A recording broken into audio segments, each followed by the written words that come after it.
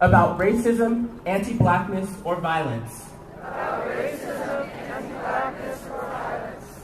I will use my voice in the most uplifting way possible. And do everything in my power to educate my community. I will love my black neighbors the same as my white ones. Take a knee with us.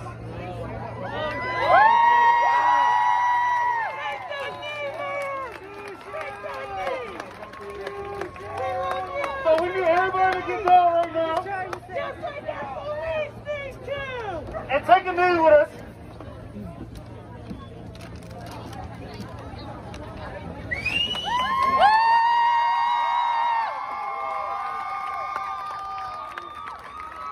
That's what I'm talking about. You guys doing that? Hello, this is Benjamin Boyce, and the weird thing is that we're all in Evergreen now, or what happened at Evergreen, in certain respects, is now acting itself out in the broader context of municipalities specifically. And we have leaders enacting an obeisance towards a certain anti-racist narrative. And it feels like I've been training for this. It feels like those people who said that I was beating a dead horse all this time are now caught with me in the midst of a stampede. But I'm not going to gloat or anything like that. One of the things that we need to be very careful about is to make a distinction between legitimate grievances and then overreach with regards to the solution or the going through with a form of virtue signaling with regards to those grievances and trying to enter into a criticism of certain methods that still holds respect towards the issue that's being singled out. That issue nominally being the writing of years and generations of discrimination, of prejudice, and of oppression. How do you enter into the dialogue about righting historical wrongs in a way that doesn't get out of control?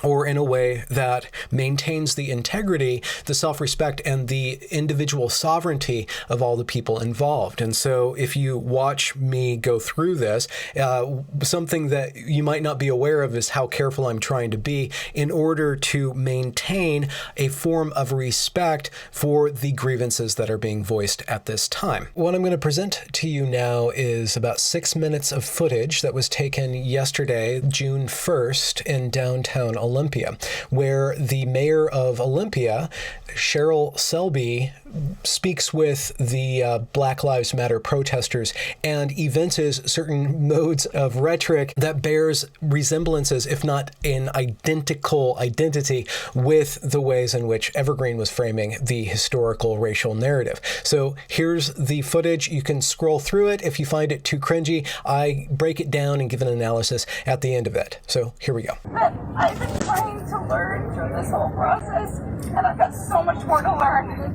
It's not about me. I've got it, you know? It's about you and these voices that we've not listened to. And I promise you, this council is so united about making sure that your voices are heard as we move forward through this incredible moment in history.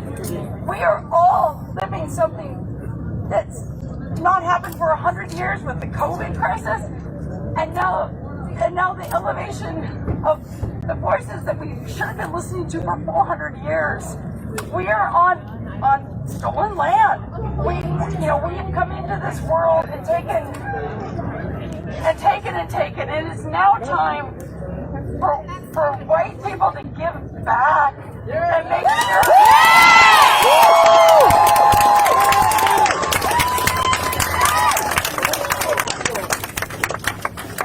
And make sure that as we rebuild out of this crisis, that we rebuild based on equity.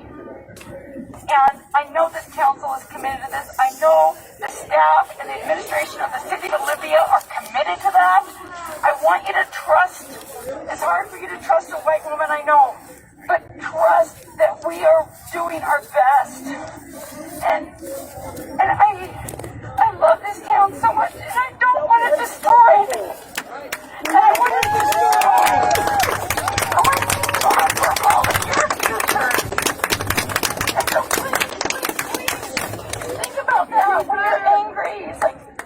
your anger where it's deserved.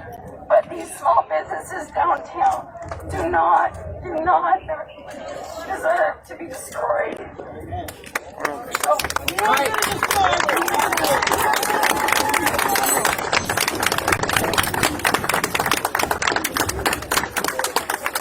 So I am literally on the knee begging you to work with us and to stop perpetuating violence. You know, we don't learn from that. We're not so. We need to protest. Yeah, I'm going to stop talking because you guys have the messaging already. And I want to turn this mic over to all the people of color here. And I want to hear the black people, sorry, I want to hear the white people just sit down, shut up.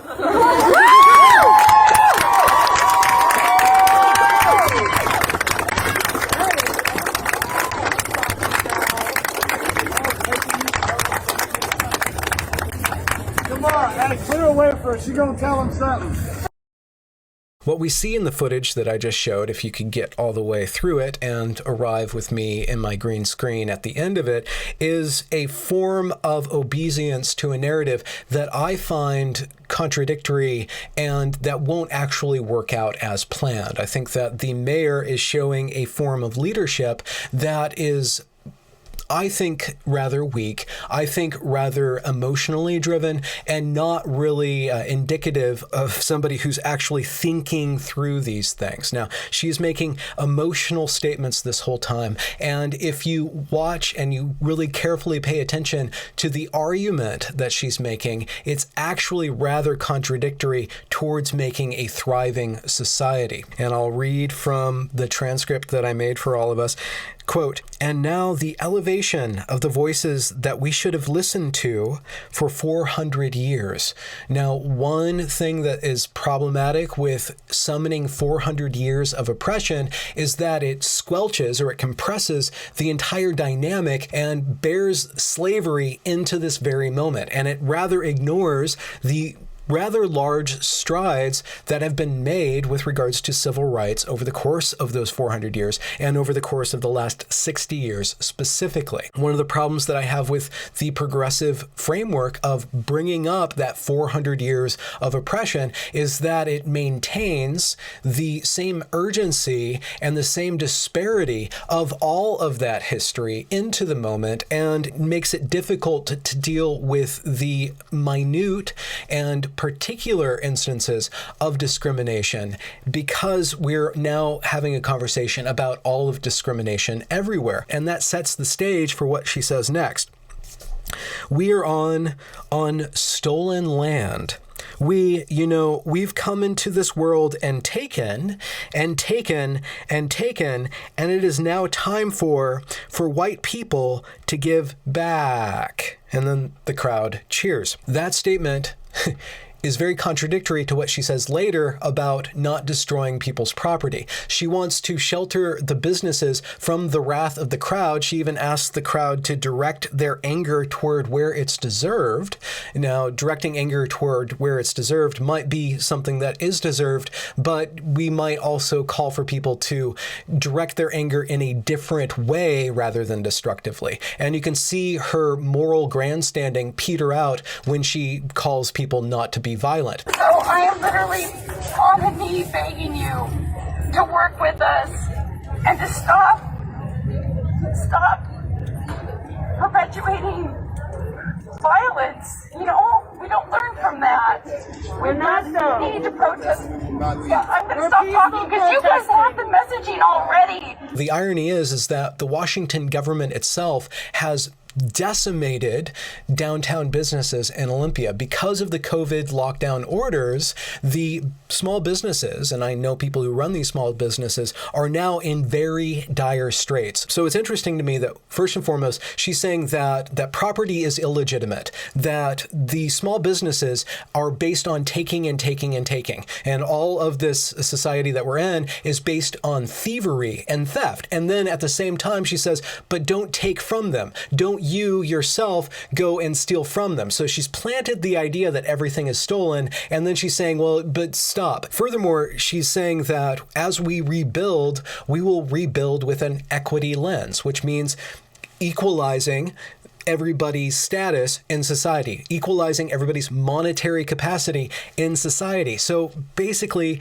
what she's saying is that you don't take from these small businesses. You wait, you trust me, I will take, me and the city of Olympia will take and give to you. We are the apparatus of thievery. Allow us to do the thieving. Now that might be a little bit hyperbolistic on my part, but literally that's what equity does. Equity is about equalization, and that equalization takes a historical lens of oppression and then assigns value or reassigns reparations according to that rubric or that calculation that they're going to come up with. And lastly, the kneeling.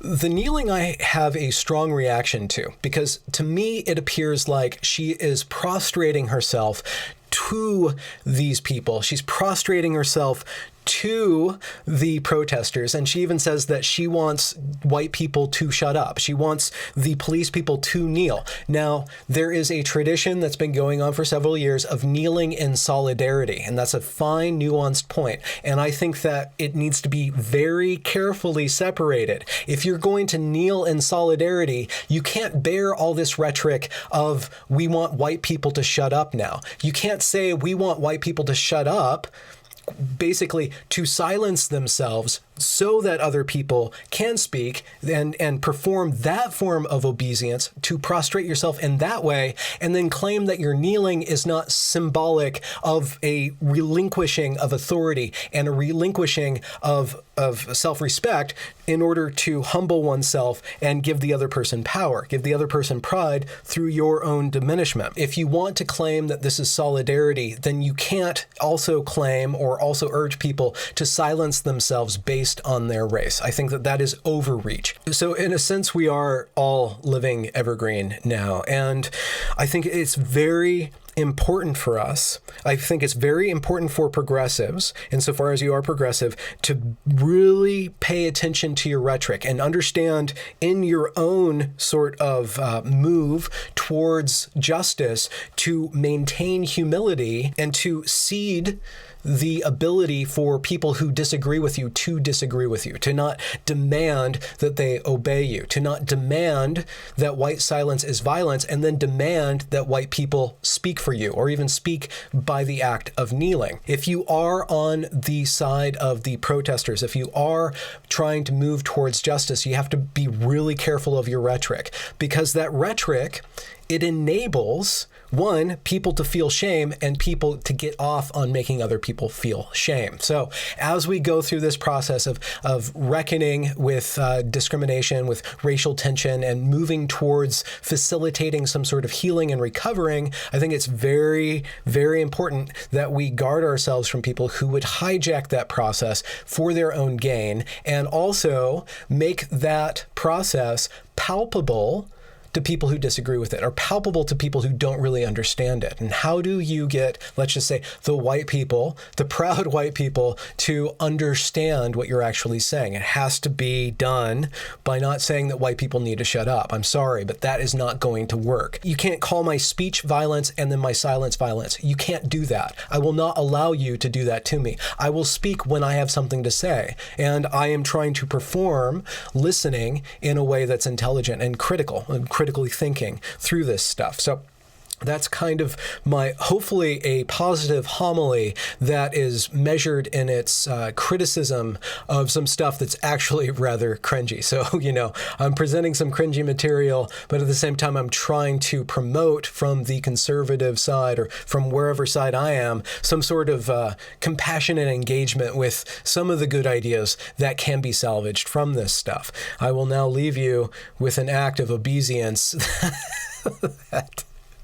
that I think is laughable, but maybe it's authentic, sincere, and something that shouldn't be cringed at. But I don't know. I do not have any authority over the amazing for PD. But This could be a moment in history. We can really, really do this. De-escalate. Hey guys, it's Cheryl, Mayor. Could you please come out and just deal with me?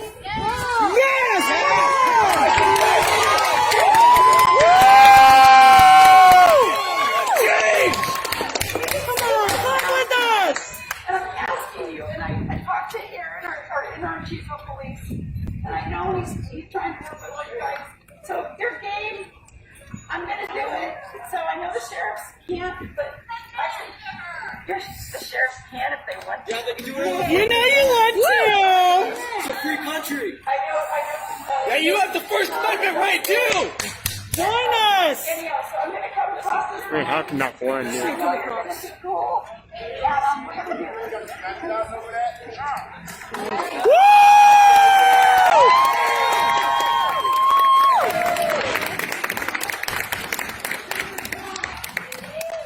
Come on, you guys, join us. Take on me! Take on me! Take on me! Take on me! Take on me! Take on me! Take on me! Take on me! Take on me! Take on me!